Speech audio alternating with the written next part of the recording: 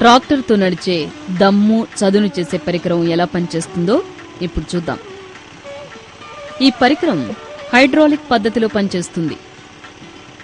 ట్రాక్టర్తో నడిచే దమ్ము చదును చేసే పరికరం 1500 సెంటీమీటర్ల పొడవు, 20 సెంటీమీటర్ల వెడల్పుతో 6 మిల్లీమీటర్ల మందం గల ఉక్కుతో తయారు చేయబడి ఉంటుంది.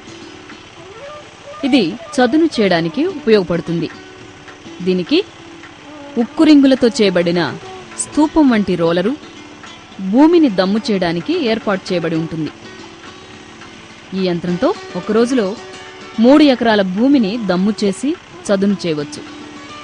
దీని ఖరీదు సుమారు 20,000 రూపాయలు. ముఖ్యంగా తరి భూములలో మట్టిని కలియదున్ని చదును చేయడం కోసం సాంప్రదాయ దేశవాళీ పద్ధతిలో చాలా శ్రమ, అధిక సమయం, ఎక్కువ సంఖ్యలో కూలీలు పనిచేయాల్సి ఉంటుంది.